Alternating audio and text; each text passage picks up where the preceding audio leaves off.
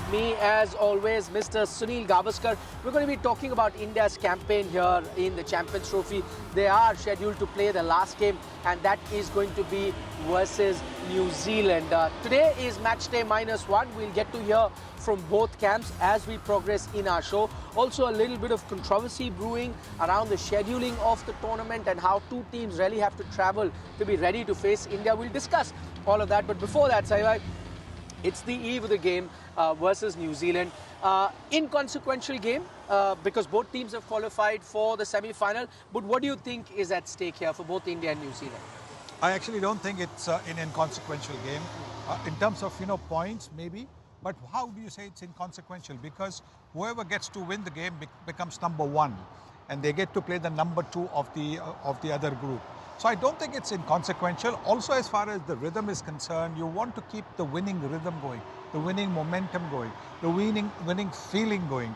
Because anytime you lose, suddenly, just like any batter, you play and miss, you tend to have that little shred of doubt in your mind before the next ball comes along. So you don't want anything like that to happen. So India has to keep on winning to be able to get that feeling. Look, and also sending a message to the opposition that, look, we are there. I mean, try and beat us to win the championship. Saivai, in terms of India's combination, there are a few players that really haven't been tested so far. Because you get into the business end from the semi-final onwards, there's an Arshdeep Singh that probably you want to give him some game time. There is also a Rishabh Pant. Or do you think, no, let's just continue with the winning combination? What should the Indian team be doing? I think winning combination. Unless there's a niggle somewhere, then you give that, and if he's going to be a player for the semi-finals, then definitely, yes, give that guy a little bit of a break. Give him a couple more days to recover. But otherwise, try and play the same combination as much as possible. Is what you would like to think. But I don't know what they're going to do. They might want to bring in Arshdeep just because they want him to get a few overs under his belt. That also, there's nothing wrong with that. Right. Look, this team is such a good team that people sitting outside are good enough to play in the team, but they can't get in because of various other factors like the opposition's batting strength, bowling strength, opposition left-handers, right-handers. So that is the reason why a little bit you might turn around and say, why not Arshdeep, why not Rishabh Pant? Those are the things. Why not Varun Chakravarti? But this is a very, very good Indian team. So we're very, very hopeful that they will be going all the way. Okay, the playing 11 you reckon should be the same winning combination that they've had so far, undefeated in the tournament. Maybe continue with that. Maybe the Indian team also looks at that, considering it's a short tournament. So, anyway, Indian team's got like a 1 week gap. So probably you'd want your players to be in rhythm. But in terms of any boxes that they need to tick, what are the areas that they can look at? Because this is like, as I said, you said it's not an inconsequential game, but this is a game where you could slightly take your foot off the pedal. So anything that they want to tick here? I think between the 15th and the 35th to 40th over, they have not been able to make the inroads in the opposition batting as much as you would like, because they get the early wickets. Then there's just a little bit of a situation where there's a bit of resistance from the opposition. I think that if they can get that, where they don't allow a partnership to build up.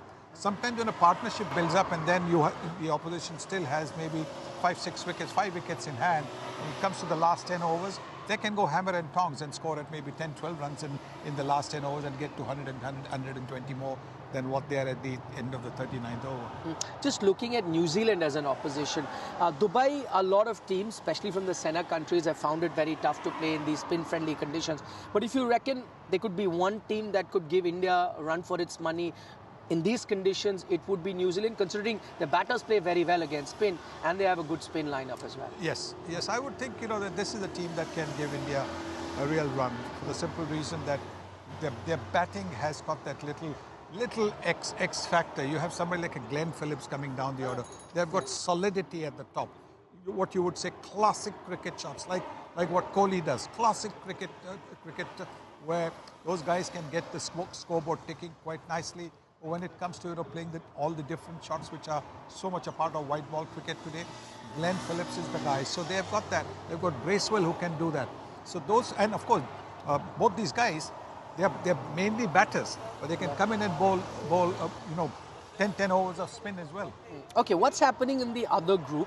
And there's an interesting development here in Dubai, and we thought we'll report that to you, is that both the teams now that are most likely going to be playing the semi-final, South Africa have confirmed their position after, doing really well in their last group game at the moment. So they are going to qualify and Australia qualify. But what's going to happen is both Australia and South Africa are going to be traveling to Dubai. That's because of the schedule at the moment. So you're going to have a situation where Australia are going to be coming to Dubai today, which is right after their final game they've played, and then South Africa play their game today, and then they travel to Dubai tomorrow, while India will be playing their game versus New Zealand. Now, why do they have to do that? Because there's a very short turnaround time after India's final game. So one thing is confirmed, that India are playing their semi-final here in Dubai on the 4th. So there's just a one-day turnaround. And now which team is going to be playing? What the ICC has said is that they want to give both teams enough practice time here in Dubai to get used to the conditions. That's why both teams arrive here, of course, on different dates. Now the interesting bit here is, assuming South Africa arrive here, and they are then not playing the semi-final here in Dubai, and Australia are playing, then South Africa, after arriving here on that day, will be travelling within a few hours back to Pakistan, then to be playing the next semi-final. So that's what has happened right now because of the scheduling. Saima, I'm just going to be looking at it from the two teams' point of view, especially a team that does not play. They travel here and then travel back. That's not an ideal situation for a team ahead of the semi-final. It is not, but I look, you can always, after this evening's game, where you know what happens, whether who's going to be number 1 or 2, who's going to be playing. I mean, surely South Africa can cancel their tickets. Australia already out here. South Africa can obviously decide to stay back. I mean, whatever expenses you're talking about, with the kind of money, if it's ICC expense, the kind of money ICC is making, I don't think that cancellation should be any issue at all. But the issue would then arise, Saima, where India finish. So let's say South Africa, as you know, South Doesn't matter where India finish. India are playing here. So let's say, assuming if India were to top the group, then they play the second position team. And we don't know who's first and second in Australia, South Africa. Now, keeping that in mind, what do you make of a team that comes here and then has to go back? Well, that's the way the thing is. It's not easy for India as well, because India, whether they finish number 1 or number 2, still play the semi-final on Tuesday. Yes. So for India, it's also tough, just a day's gap before they come into the semis. So yes, it is tough, but that's what international sport is all about. If everything was going to be hunky-dory and right up what you want, then there would be no competition. The whole thing is about trying to conquer conditions, competition, situations, and I think so. You want to win the championship, then you've got to be prepared to accept all these things. I was trying to think of a solution, because that's what we do, right? We're always trying to firefight as journalists. So I was trying to think of a solution. If they had the India semi-final as the second semi-final, you would have had that extra day. Like India play the first semi-final. Had that been the second semi-final and maybe the first semi-final in Pakistan, maybe that could have been a solution. You could have avoided that. Definitely, yes. Even if you had, for example, made this semi-final, the first semi-final instead of the 4th, instead of Tuesday, on the Wednesday. The second semi-final. And even the other one on Thursday. Yeah. You could have done that on Thursday. You still get Friday, Saturday, 2 days off before the game, before the final on Sunday. So or swap the game today. Maybe India played their game today on a Saturday, and the other game that South Africa are playing, play their final game on Sunday. That could have been done, because then, I don't know when New Zealand got into, when was New Zealand's previous game. But if they had a 2-day gap, then it could have been done where India played on Saturday. But how can India play on a Saturday? India is box office. So the broadcast, people who are spending a lot of money, they obviously have to try and recover something. So for them, it has to be Sunday. Okay.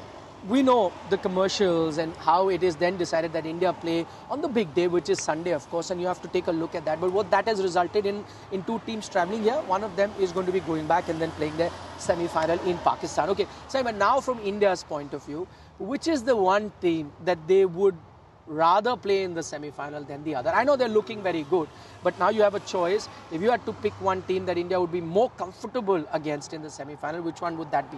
Australia or South Africa? I think both teams are formidable teams, make no mistake.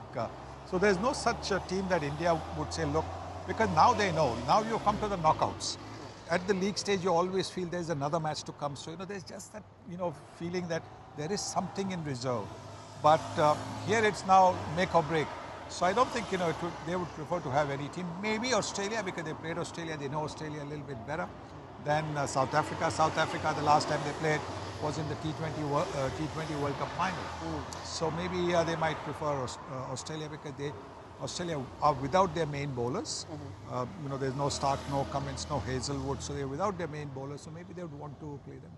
We're talking about that group, and before we look at other news from the Champions Trophy, Australia have looked good despite a lot of players missing out. South Africa has been in good form, played the final of the T20 World Cup, are doing good here. Afghanistan has given a team or two a scare in this tournament, as they always do.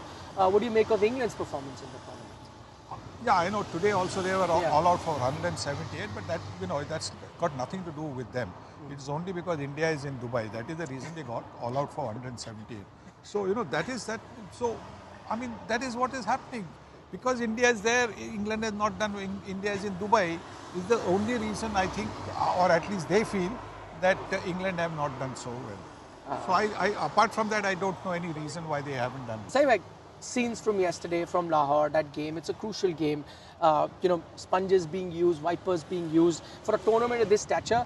Many teams will feel aggrieved that probably their chances were hurt of not qualifying for a semi-final with these facilities.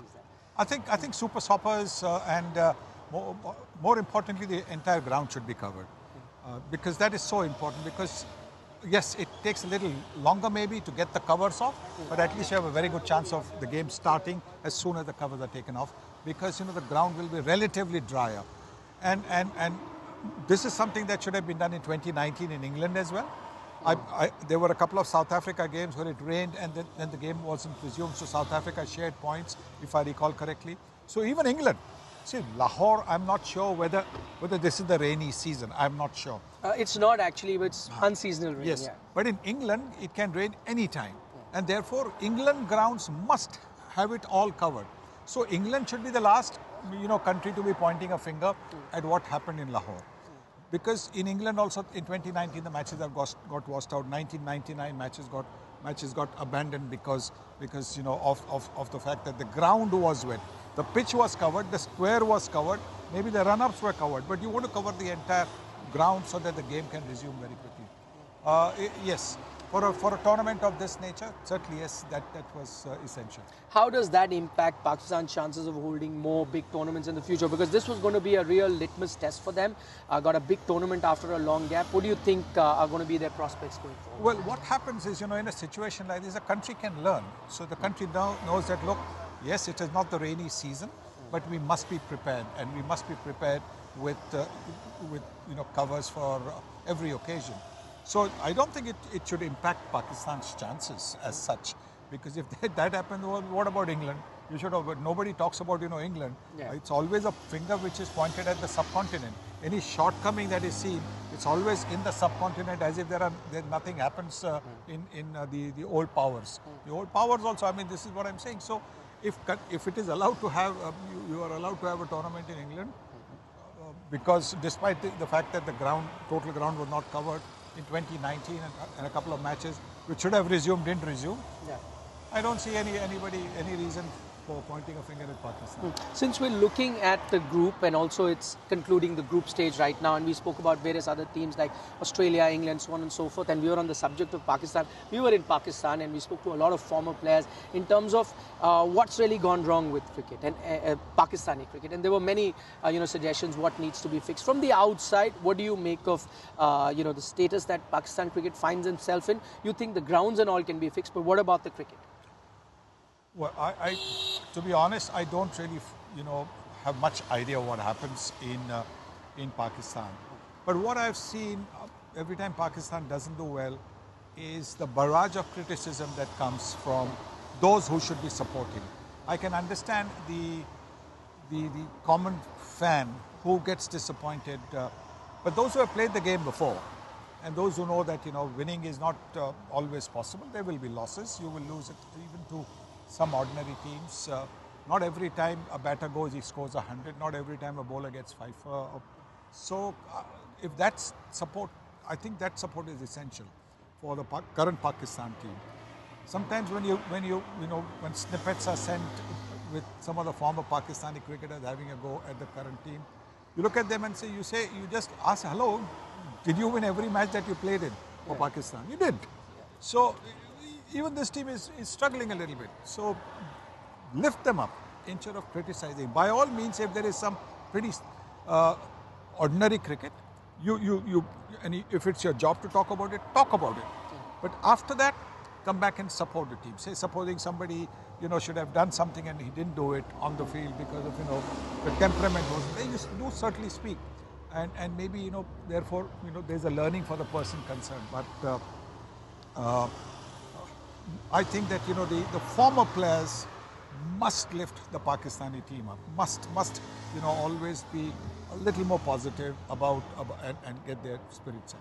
Maybe that's a point that needs introspection from the Pakistan cricketing ecosystem. Sunny, before I let you go, India, New Zealand, one or two players you think that India really needs to watch out for in the New Zealand camp? Glenn Phillips is one, definitely. Fielding, batting, bowling, I think he's been outstanding. He's the one to watch out for. And I think the other one is Rachin, Ravindra, because the left-hander, he's been he scored 100 in the previous game. The first match he missed because of that injury that he had, but he's come back and he's got 100. So he's the guy to watch out for.